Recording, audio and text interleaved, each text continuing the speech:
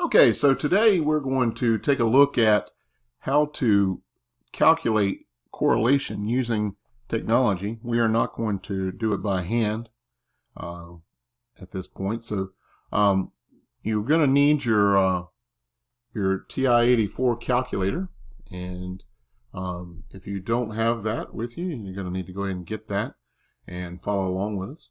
What I'm going to do is I'm going to take the example that we looked at in the previous lesson, and we're going to look at using that to calculate R and how the process we would go through to do that. Now, what we're going to do is we're going to, we see that we have a problem dealing with rental car companies, and we looked at this the other day, and we said that as the number of cars increased that the company owned, they made more revenue, or they made more money. So we looked at this and we found that we had a scatter plot. We made a scatter plot for it, and we saw that it made a positive association, meaning that as the number of cars increased, that the number or the amount of money increased along with it, and we got an uptrend in our data, and we saw that it made a pretty linear relationship. Now, what we're going to do right now is look at how strong that linear relationship is. So with all that said, I'm going to go to my calculator, and I'm going to, I'll get out of this for a second. The first thing I'm going to do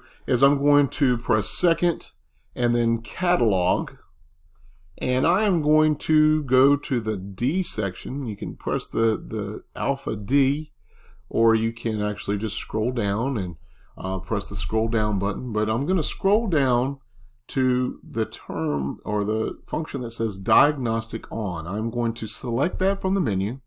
I'm going to get it. This is a one-time thing. You don't have to continuously do this every time. You just have to do this one time. And of course, every time you reset your calculator or replace the batteries, you would need to do this. You're going to press diagnostic on and then press enter, and you will get the remark that it says it's done. Now, what that's doing is telling the calculator to run diagnostics on all the data that you put in.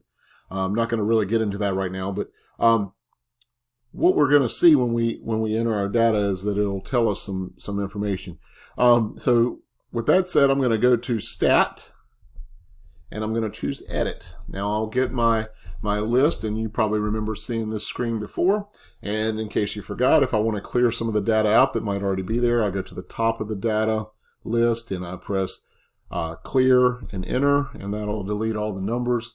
You don't want to press delete because it deletes the list from the calculator, and it's not in there until you reset. So just clear it out, and what we're going to do now is we're going to enter the data for our explanatory variable in the X or the first list. So that would be the data on numbers of cars that we have in 10,000. So I'm not going to type in 10,000s, of course. I'm just going to type the numbers that are there. So my first number would be 63. My second number was 29. Then we had 20.8. We had 19.1. Oh, I need to correct that. We have 13.4. We have 8.5. Okay, and then we go over to list 2, and we're going to put the data for our other numbers in. So our response variable, the revenue, will go in list 2. So let's go ahead and put that in now. Our first one will be 7. Then we have 3.9. Then we have 2.1. We have 2.8, 1.4, and 1.5. So we have a total of 6 points that we're observing. And if we want to, we can look at the scatter plot for this now. What we'll do is we'll quit this screen, and we will select second stat plot, which is on the Y equals button up at the top. And we'll press that, and we go to, we want to turn one of these on. So we're going to turn on the first plot. So we'll select that one. We'll press on. We have different options here that you might recognize. You got a histogram. That's a box and whisker plot or a box plot. There's some other things there. We're going to choose this first option, which is the scatter plot. So we'll select that, and our X list, the list that we put our explanatory variable, is in list 1, and our Y list, the response variable, is in list 2, so we don't have to change that. We can quit, and we press graph. Now, I should have cleared that out. So I see that I had some things in my Y equals screen. I'll clear that out real quickly. Okay, so now we're ready. We can graph. Still doesn't really show up, so what we'll do now is we'll press zoom, and this is an important step. We'll press zoom, and we want to select zoom option 9, which tells the calculator to zoom to the stats that I have entered, zoom stat.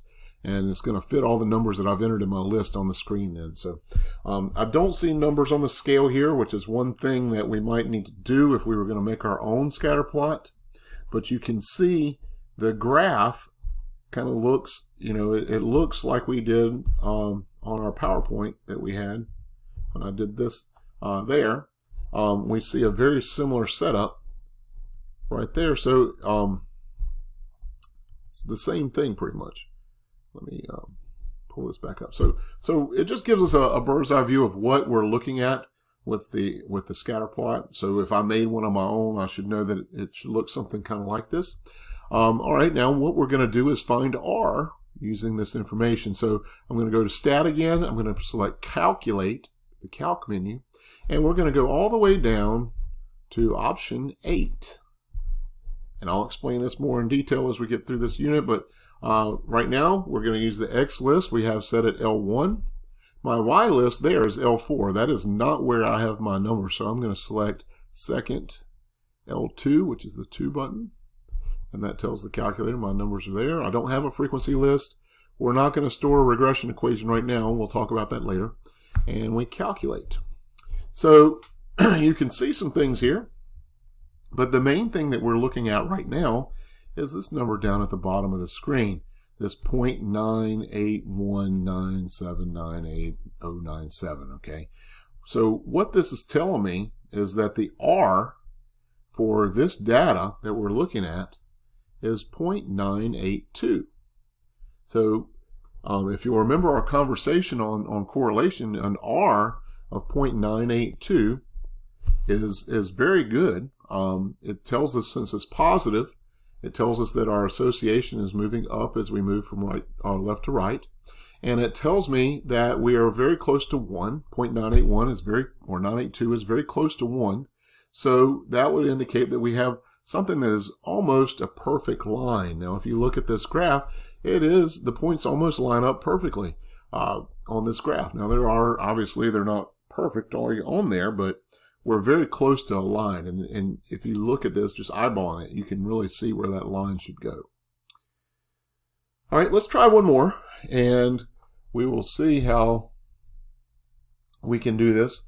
Again, just to kind of review. All right, so now we're going to construct a scatter plot on the data obtained on a number of absences on final grades of a random sample of 7 students.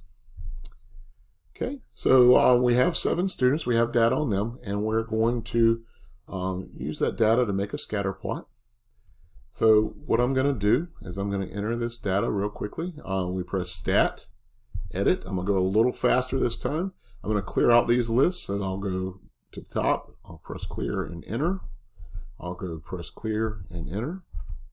Okay, for my first list, I'm putting in the X variable, which is the number of absences. That was our explanatory variable for this problem. So that would be 6, 2, 15, 9, 12, 5, and 8. We have 7 students, so we got 7 numbers there. And then we go to the next list, and we're going to put the grades in. These are the grades that go with them. So the person that got a 6 has 82 as their grade, so we would put next to 6 in list 1, we're going to put 82 here. So we have 82, we have 86, we have 43, we have 74, we have 58, we have 90, and 78. So again, we're going to quit. If we want to look at the graph of that, I can just press graph now. You'll see that those points aren't showing up. Reason is because the numbers all moved. Remember, our zoom was set on the numbers we had in the last problem. So all we're going to do again to find those is we'll press zoom and then select option 9. You can just press zoom 9, or you can actually scroll down and you see our scatter plot. Again, we would want to put numbers on this scale if we were doing this by hand so we could demonstrate it. But we should see something kind of like this with the numbers on the bottom. You can see where I've made this on the computer. We're going to want to have our scatter plot looking like this, though. This gives us a good rough estimate of what our scatter plot should look like when we plot it. Okay, so we can kind of continue now, and we'll find R. Well, again, we're going to press Stat, Calculate. You can press 8, or you can scroll down to option 8. We still have our data. The X list is in list 1. The Y list is in list 2. If you put it somewhere else, if you put it in list 3 and list 4, so this is the point where you would type in list 3 and list 4. You do that by pressing second list 3, which would be second 3. But we don't have that case here, so I'm going to put back to list 1, second 1. And we have list 2. Again, we don't have a frequency list, and we're not storing any regression equation right now. So we're going to calculate, and that gives me a bunch of numbers. And again, we are going to talk about what these numbers mean later on, but you can see that our R is listed here on the screen. Our R is negative 0.944. And of course, we're just going to kind of round it off to 3 decimal places, but you can carry as many as you like. But that tells us, the negative is telling us that we have a trend that is moving downward. And we can verify that by looking at the scatter plot, why that is negative. And we have 0.944, which is very close to being -1. And again, if we look at this scatter plot, we can see while there is one point that's really a little bit off, the rest of these points, ooh, didn't mean to do that. The rest of these points really just fit really good onto a linear pattern. And it's not really hard to visualize where that line would go. So again, we've calculated R in 2 different problems. Hopefully you can gather that and get some practice in using your calculator as you go through these. And we will be doing more of these in the near future. So make sure you know how to use your calculator, and I will talk to you later in class. Have a good day.